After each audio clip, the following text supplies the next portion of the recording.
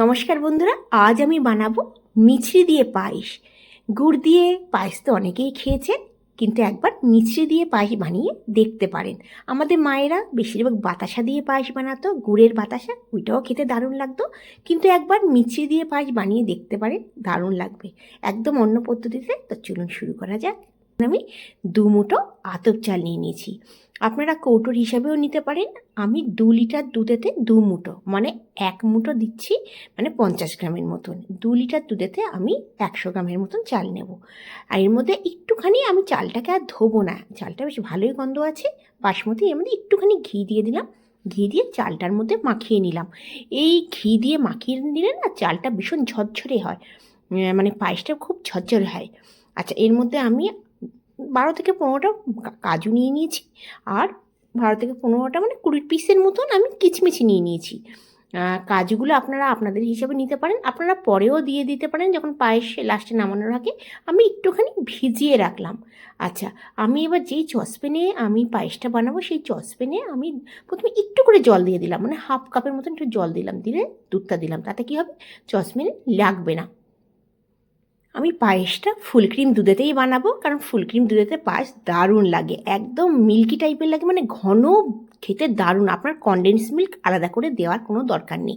এছাড়া আপনারা দিতে পারেন, কিংবা টোন দুধেতেও বানাতে পারেন, কিন্তু পায়েস অবশ্যই আপনারা ফুল ক্রিম দুধে বানিয়ে দেখবেন, দারুণ লাগে, একদম পুরো মানে মালাই মানে হয়, আর খেতে দুর্দান্ত লাগে। আপনারা ফুল ক্রিম দুধেতে অবশ্যই পায়েস বানাবেন। আচ্ছা দেখুন, দুধটা আমি বসিয়ে দিলাম, একটু টাইম লাগে, দুধটা আমি শুকিয়ে নেবো অনেকটা। ধরুন 2 লিটার দুধ, এটা 2 লিটার দুধ আছে, এটা আমি পুরো 1.5 লিটার করে নেব। দেখুন দুধটা অনেকটা ফুটে ঘন হয়ে গেছে, আর একটুখানি দুধটা হবে ঘন, অনেকটা হয়ে যাওয়ার পর 1.5 লিটারে যখন এসে যাবে তখন আমি চালটা দেবো। অনেকেই চিনি দিয়ে বানায় পায়েস, গুড় দিয়ে বানায়, বাতাসা দিয়ে বানায়, কিন্তু একবার মিছরি দিয়ে বানাতে পারেন, কারণ আমাদের এই মিছরিটা কোথাও পাওয়া যায় না, একমাত্র মথুরার সাইডেই এই মিছরিটা পাওয়া যায়। এখানে বলে ধাগাবাড়া মিছরি, মানে এরকম বড় রক সল্টে যেরকম হয় সেরকম একটা চিনির গোলা হয়, তার মধ্যে ধাগা থাকে। সেই মিছরিটা অনেক পিউরিটি, মানে চিনিটা তারপরে স্টেপ, চিনির আগে, এবং খেতে দারুণ লাগে। আপনারা একবার দেখবেন মথুরার সাইডে পাওয়া যায় মিছরি, আর খেতে ভীষণ ভাল লাগে। তো এবার ফুটে এসছে, ফুটিয়ে এসে শুকিয়ে গেছে দুধটা অনেকটাই, দুধটা শুকিয়ে যাবে তখন আমি চালটা দেব। আর চালটা অবশ্যই একটু ঘি দিয়ে মাখালে না পায়েসটা খেয়ে দেখবেন দারুণ লাগে। অনেকেই করে দুধে টন্ডুর ইউজ করে, কিংবা গরুর দুধ ইউজ করে, তাতে কী করে ওই চালের মধ্যে একটু ঘি মাখিয়ে দেয়। তাতে কী হবে, একটুখানি তন্দুরিতে ঘিটা কম থাকে, ওই জন্য মাখিয়ে দিলে মানে পায়েসটা ভাল লাগে। আমি কিন্তু ফুল ক্রিম দুধেতেই পায়েস বানাচ্ছি। আচ্ছা, এবার চালটা ধুয়ে নিয়েছি, দেখুন দুধটা কিন্তু 1.5 লিটারে এসে গেছে, তখন আমি চালটা দিয়ে দিলাম। চালটা দিয়ে নাড়াচাড়া করে নিলাম। এবার দেখুন দুধটা ঘন হয়ে গেছে, আমি গ্যাসের ফ্লেমটা একদম লো করে রেখেছি। দেখুন দুধটা জাল দেওয়া হয়ে গেছে, মানে অনেকটা গাঢ় হয়ে গেছে বলে যেন মনে হচ্ছে গুড় দিয়ে আমরা পায়েস বানাচ্ছি, কিন্তু আমি গুড় দিয়ে বানাবো না, মিছরি দিয়ে পায়েস বানাবো। তেজপাতা দিয়ে দিলাম, আর গ্যাসের ফ্লেমটা একদম লো করে দিয়েছি। এই মিছরি দিয়ে কিন্তু পায়েস ভীষণ ভালো লাগে, চিনির থেকে মিছরি ভীষণ উপকারিতা আছে, আপনারা অবশ্যই মিছরি দিয়ে বানিয়ে দেখতে পারেন। আমি আজকে মিছরি দিয়ে পায়েস বানাচ্ছি, খেতে কিন্তু দারুণ লাগবে, আর বানিয়ে দেখবেন। আর দুধটা দেখুন মনে হচ্ছে না গুড় দিয়েছি, কিন্তু আমি গুড় দিইনি, মিছরি দিয়েছি। দেখুন গ্যাসের ফ্লেমটা লো করে দিয়েছি, এবার আমি ড্রাই ফ্রুটসগুলো দিয়ে দেবো, মানে কাজু আর কিশমিশগুলো দিয়ে দেবো। আমি লাস্টে একদম মিছরিটা দেবো, কারণ আপনারা যদি আগে দেন তাহলে অনেক সময় চালটা সেদ্ধ না হলে মুশকিল হবে, চিনি দিলে মুশকিল হয়ে যাবে।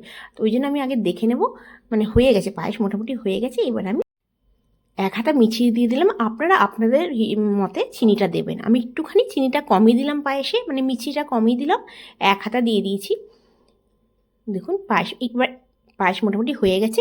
এবার আমি একটুখানি জাল দিয়ে দেবো, 2 থেকে 3 মিনিট জাল দিয়ে দেবো। অবশ্যই চিনি দেওয়ার পরে একটু জাল দিতে হয়। দেখুন 1 হাতার মধ্যে মানে দিয়ে দিচ্ছি, একটুখানি করে মিচিটা আমি সরিয়ে রেখেছি, একটু যেন মনে হচ্ছে বেশি হবে। দেখুন কি দারুণ লাগছে কালারটা।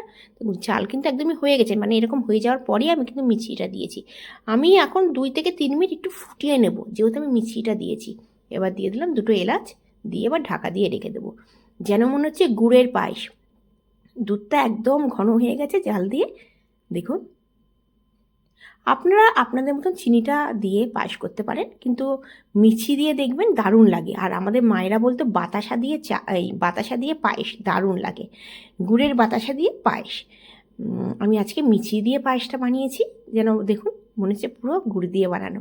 আজকের রেসিপিটা আপনাদের ভালো লাগলে অবশ্যই লাইক করবেন, শেয়ার করবেন, সাবস্ক্রাইব করবেন। পৌষ সংক্রান্তিতে অবশ্যই গুড় দিয়ে পায়েস বানিয়ে নিন, কিংবা মিছরি কিংবা চিনি দিয়ে, যেরকম ইচ্ছা। দেখুন কি দারুণ পায়েসটা হয়েছে, ঘন। এই পায়েস ফ্রিজে রেখে দেবেন, পরদিন খাবেন, খেতে দারুণ লাগে। আমাদের এখানে বেশিরভাগ লোকেরা লুচি দিয়ে পায়েস খায়, খেতে কিন্তু দারুণ লাগে। আজকের ভিডিওটা ভালো লেগে থাকে অবশ্যই লাইক করবেন, শেয়ার করবেন, সাবস্ক্রাইব করবেন আমার চ্যানেলটিকে। ভালো লাগলে অবশ্যই পৌষ সংক্রান্তিতে বানিয়ে নিন। আবার আসবো নতুন ভিডিও নিয়ে। আপনারা ভালো থাকবেন, সুস্থ থাকবেন এই কামনা করে আজকের ভিডিওটা শেষ করছি। কি দারুণ লাগছে দেখুন, কেউ বিশ্বাসই করবে না যে আমি মিছরি দিয়ে পায়েস বানিয়েছি। এত সুন্দর কালার হয়েছে। আপনারা অবশ্যই ফুল ফ্যাট মিল্ক দিয়ে পায়েসটা বানাবেন, তাতে কনডেন্স মিল্ক দেওয়ার কোনো দরকার হবে না। Bye bye.